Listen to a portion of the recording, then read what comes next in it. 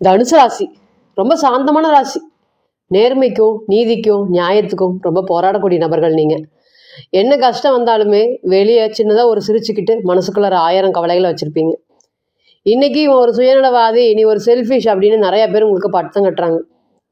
எல்லார் வழியிலையும் ஏதாவது ஒரு விஷயத்த உங்ககிட்ட கொண்டு வந்து தள்ளிட்டு போயிடறாங்க. நிறைய அவமானங்களை வாழ்க்கையில் சந்திச்சிருக்கக்கூடியது தனுசு ராசி. ஏன் கூட இருக்கக்கூடிய அம்மாவே இத்தனை வருஷமா 30 வயசு 35 வயசு நீங்கள் கடந்திருந்தாலுமே உங்கள் அம்மா உங்களை புரிஞ்சிருக்க மாட்டாங்க.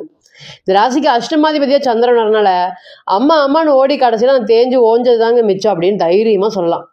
கூட இருக்கக்கூடிய அம்மாவே புரிஞ்சுக்கல, மற்றவங்க எப்படிங்க புரிஞ்சுக்குவாங்க அப்படிங்கிறத ஸ்ட்ராங்காக சொல்லலாம். இந்த தனுசு ராசிக்கிட்ட சுற்றி இருக்கவங்க 1000 பேர் இருந்தாலுமே ஒருத்தருக்கு கூட நான் கெடுதல் நினச்சதே இல்லை. எனக்கு 1000 பேர் கெடுதல் நினச்சிருக்காங்க. இன்றைக்கும் அவங்கள நல்லா இருக்கட்டும் அப்படின்னு நான் நினச்சி ப்ரே பண்ணுறேன். அவங்கள பற்றி எப்போவுமே தனுசு ஒரு பிரச்சனை நமக்கு ஒரு காயத்தை கொடுத்துட்டாங்கன்னா அவங்கள பற்றி நினைக்கவே மாட்டாங்க, யோசிக்க மாட்டாங்க, அப்படியே ஒதுக்கிடுவாங்க.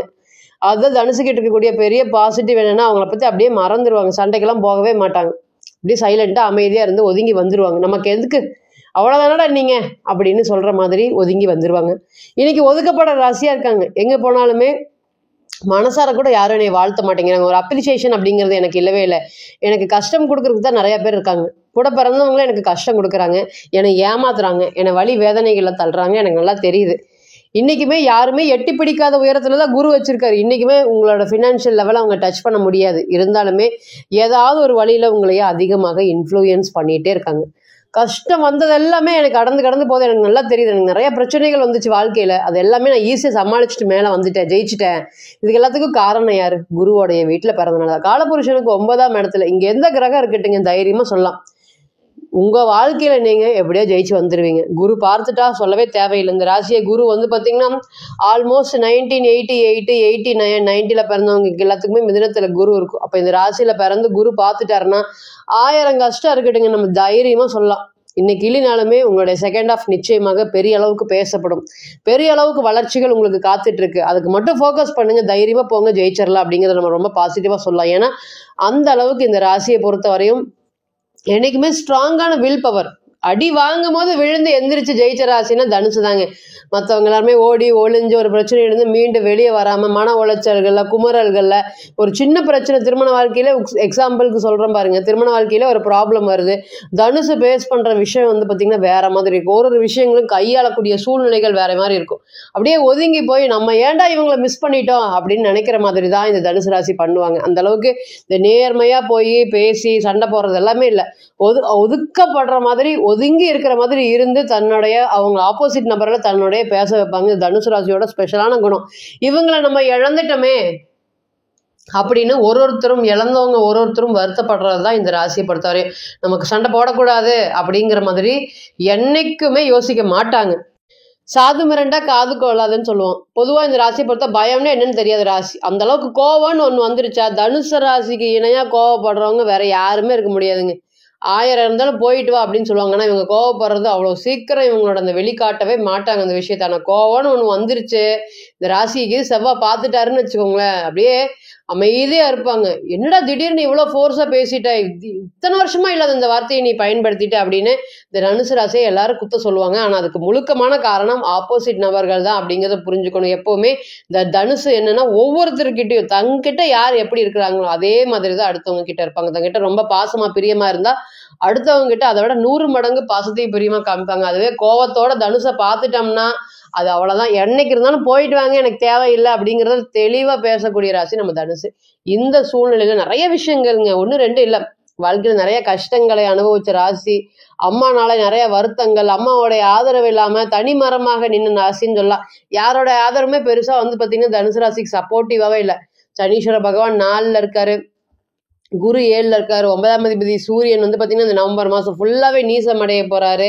அதே போல் கேது 9ஆம் இடத்துல கேது. அப்பாவோடைய ஆதரவு இல்லை, அம்மாவோடைய ஆதரவு இல்லை, மனைவி ஸ்தானம் மட்டும்தான் இருக்குது. அதுவுமே ராசிநாதன் 7ல் இருக்குது. அப்போ நீங்கள் தான் வேணும்னு ஓடுறீங்க. அங்கிருந்து ஒன்றும் பெரிய ரியாக்ஷனோ என்னை புரிஞ்சுக்கிறதோ என்னுடைய ஃபீலிங்ஸை புரிஞ்சுக்கிறதோ என்னுடைய உணர்ச்சிகளை புரிஞ்சுக்கிறதோ அந்த மாதிரி எதுவுமே நீங்கள் எதிர்பார்க்காம அப்படியே சொந்த வீட்லேயே எதிரி போல டெய்லியும் டே டு டே லைஃப்பில் ஒவ்வொரு நாளையும் கிளாஸ் பண்ணிட்டு இருக்கீங்க. இதுதான் நிதர்சனமான உண்மை. இந்த சனியை பொறுத்த வரையும் வந்து பார்த்தீங்கன்னா ராசியை பார்க்குறது இன்னைக்கு தான் என்னமோ அவ்வளோ மன உளைச்சல்கள்ங்க. பல விஷயம் வாழ்க்கையில பார்த்துட்டு இருந்தேன். சின்ன இந்த 29 வயசு 30 35 அது எல்லாமே இன்னைக்கு தனுசு ராசியை பேசுனீங்கன்னா கேட்டீங்கன்னா தெரியும். அந்த அளவுக்கு மெச்சூரிட்டி ரொம்ப அதிகமா இருக்கு.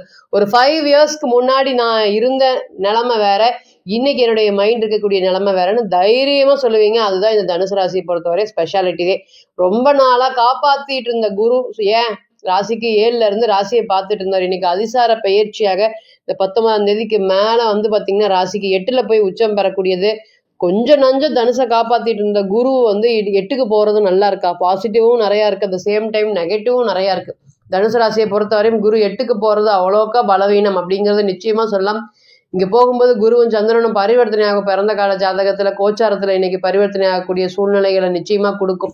குரு அங்கேயும் சந்திரன் இங்கேயும் பரிவர்த்தனை காலமாக இருக்கும். இதெல்லாமே நல்லதுக்கா கெட்டதுக்கா, என்ன வழியில் நல்லது வரப்போகுது அப்படிங்கிறத நிச்சயமா பார்க்கலாம். முதல்ல ஒண்ணு தெரிஞ்சுக்கோங்க, உங்களோட பிறந்த கால ஜாதகம் தான் இதுக்கு எல்லாத்துக்குமே 100% சொல்யூஷன் அப்படிங்கிறது கிடைக்கும். பிறந்த கால ஜாதகம் இல்லாம நீங்க ஒரு அணுவும் அசைக்க முடியாது. இன்னைக்கு நம்ம பார்க்கக்கூடியது வந்து பாத்தீங்கன்னா கோச்சார ப்ரெடிக்ஷன். இது வந்து 30 to 40% தான் அதிகபட்சமாக. அதுவும் இந்த கடகத்திலையும் மகரத்திலையும் எந்த கிரகம் இல்லாத போது கிட்டத்தட்ட ஒரு 50-60% வச்சிருக்கலாம். ஆனா இந்த குருவோடைய தசை புத்தி அமைப்பு எது இல்லாம இருந்திருந்தா இதோடைய ப்ரெடிக்ஷனுடைய வேல்யூ 20%. அதனால தனிப்பட்ட ஜாதகம் மட்டுமே தான் 100% தீர்வாகும் அப்படிங்கிறத நீங்க மறந்துடக்கூடாது. இந்த கோச்சார ப்ரெடிக்ஷன் அப்படிங்கிறது ஆல்மோஸ்ட் 40% தான் ஒர்க் அவுட் ஆகும். உங்களுடைய பிறந்த கால ஜாதகத்தை வச்சு நீங்க கம்பேரிசன் பண்ணுனா முதல்ல தர யோகம் அப்படிங்கிறது 8ஆம் இடத்துல போகக்கூடிய குரு. எதிரிகளுடைய தொல்லை ரொம்பவே இருக்குங்க. என்ன சொன்னாலுமே ஒரு இடத்துல 4 பேர் 5 பேர் சேர்ந்து என்னை இக்னோர் பண்றாங்க. நான் எங்கேயும் வரக்கூடாதுன்னு நினைக்கிறாங்க. எங்க போனாலும் எனக்கு அகெயின்ஸ்டா திரும்புறாங்க, பேசுறாங்க.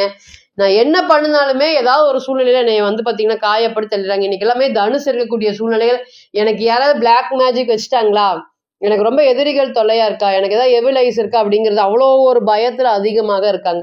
அது எல்லாமே இனி வரக்கூடிய காலங்கள்ல மாறப்போகுது. கிட்டத்தட்ட என் வேலை உண்டு என் உண்டுன்னு நீங்க இருந்தீங்கன்னா கூட இன்னைக்கு நிறைய பிரச்சனைகள் நீங்க சந்திக்கிறீங்க. இந்த பிரச்சனைகள் எல்லாமே இனி எதிராளியோட தொல்லை படிப்படியாக விலக போகுது. அவங்களுக்கு எல்லாத்துக்குமே சரியான தக்க பதிலடி கொடுக்கக்கூடிய நல்ல ஒரு காலமாக இருக்கும். 2வது பொருளாதார முன்னேற்றம் அப்படிங்கிறது பேரளவுக்கு தான் இருக்கு.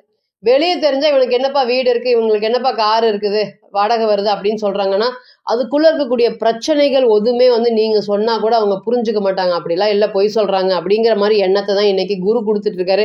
ஏன்னா குரு அப்படிங்கிற ராசியை பார்க்கறதுனால நீங்க எவ்வளவுதான் உங்களுடைய பிரச்சனைகளை வெளிக்காட்டினாலுமே மற்றவங்க அதை புரிஞ்சுக்கக்கூடிய சூழ்நிலையில உங்களுக்கு அகெயின்ஸ்டா உங்களுக்கு டேர்னா திரும்பி உங்களையவே டம்ப் பண்ணக்கூடிய வேலையை தான் செஞ்சுட்டு இருக்காங்க. அதுவுமே இந்த ரிலேஷன்ஷிப் பொறுத்தவரையும் சொல்லவே தேவையில்லை.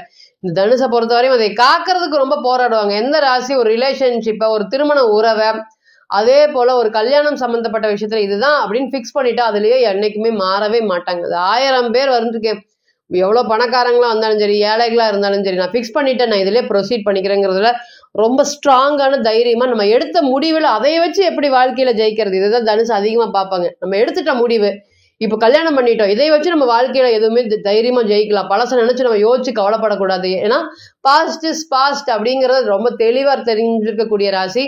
இன்னைக்கு வந்து குரு வந்து 8ஆம் இடத்துக்கு போறதுனால நிறைய பொருளாதார முன்னேற்றங்கள் ரொம்ப அதிகமாக காத்துட்டு இருக்கு. என்னால இங்க இருக்கவே முடியல, எங்க போனாலும் பிரச்சனைகள் நீண்டுட்டே இருக்கிற மாதிரி இருக்கு, யோசனை கொடுக்கறதுக்கு ஆள் இல்லை, என்னை காப்பாத்துறதுக்கு ஆள் இல்லை, என்னைய வந்து அடுத்த ஸ்டேஜுக்கு கூட்டிட்டு போறதுக்கு ஆள் இல்லை அப்படிங்கிற இத்தனை நாளா நீங்க பயப்பட்டுட்டு இருக்கக்கூடிய சூழ்நிலை இது எல்லாமே சரி செய்யறதுக்கு குரு உங்களுடைய ராசிக்கு அஷ்டமத்துல உச்சம் பெறக்கூடிய அமைப்பு. எல்லாமே தடை தாமதம் கண்டம் இதெல்லாமே உங்களை விட்டு விலக போகுது. ஏதோ ஒண்ணு என்னை இறுக்கி பிடிச்சிட்டு இருக்கு, என்னை செயல்படாம விடாம தடுத்துட்டு இருக்கு அப்படின்னு வருத்தப்பட்டுட்டு இருந்தது எல்லாமே இனி போகும். அதே போல பொருளாதாரத்துக்கு கடுமையான பிரச்சனைகள் இதுதான் இருக்குது, இதுதான் பிரச்சனை அப்படின்னு சொல்ல முடியாத அளவுக்கு சின்ன பணத்துக்காக தொடர்ந்து ரொம்ப போராடிட்டு இருக்கேன் அப்படின்னு சொல்றவங்களுக்கும் இந்த பிரச்சனைகள் எல்லாமே மாறக்கூடிய காலமாக இருக்கும். அதே போல நிறைய சனி நீசம்ங்கிறதுனால பொதுவா சனி அடுத்து நீசம் படி வீட்டுக்கு போக போறாரு பாருங்க. அதனால வேலை நினைச்சு கவலை, வேலை சம்பந்தப்பட்ட விஷயத்த நினைச்சு கவலை, வேலை போயிருமா அப்படிங்கிற கவலை, கடைசி நேரத்துல வேலை ஏதாவது பிரச்சனை வந்துருமா அதை நினைச்சு நிறைய கடன் வாங்கியிருக்கேன், அது எல்லாத்துக்குமே சரியாகுமா அப்படிங்கிற மாதிரி நிறைய லிஸ்ட் பிரச்சனைகள் இன்னைக்கு தனுசு ராசி அதிகமாக ஃபேஸ் பண்ணிட்டு இருக்கு. ஸோ இதுக்கு எல்லாத்துக்குமே பதில் சொல்லக்கூடிய விதமாக கோச்சாரத்தோடைய சனீஸ்வர பகவானும் சரி குருவும் சரி தங்களுக்குள்ள திரிகோணத்துல வரக்கூடிய இந்த காம்பினேஷன் நிச்சயமாக ஒரு யோகமான ஜெயிக்கக்கூடிய காலமாக இருக்கும். இருந்தாலுமே அதுல பாசிட்டிவ் சைன்ஸ் இருக்கிற மாதிரி நெகட்டிவும் நிறைய அதிகமாக இருக்கு. அப்போ அங்கே கேது இருக்கும்போது இதெல்லாம் அப்படியே பலன்கள் திருப்பி மாறி போடும் அப்படிங்கிற எந்த ஒரு விஷயமும் இல்லை. அதுதான் உண்மை, நிதர்சனமான உண்மை. பிறந்த கால ஜாதகத்தில் அங்கே சுக்கிரன் இருந்தான்னு வச்சுக்கோங்க, இதை டபுளாக எழுதிக்கோங்க. 100% உங்களுக்கு பொருளாதார முன்னேற்றங்கள், வளர்ச்சி. அப்போ அந்த ஒவ்வொரு கிரகத்தை மேலே ஒரு கிரகம் போகும்போது நிச்சயமாக பலன்கள் அப்படிங்கிறது மாறுபடும். தனிப்பட்ட ஜாதகத்தை நீங்கள் ஆலோசனை பண்ண விருப்பப்பட்டீங்கன்னா கீழே இருக்கக்கூடிய நம்பருக்கு கான்டாக்ட் பண்ணுங்க. நான் வணங்கக்கூடிய நரசிம்மர் உங்க எல்லோருக்குமே நல்ல வளமான வாழ்க்கையை ஏற்படுத்தி தர நிச்சயமா பிரார்த்தனை பண்ணிக்கிறேன். மீண்டும் ஒரு பதிவில் உங்களெல்லாம் சந்திக்கும் வரை உங்களிடமிருந்து விடைபெறுவது உங்கள் அஸ்ட்ரோ புவனேஸ்வரி. நன்றி, வணக்கம்.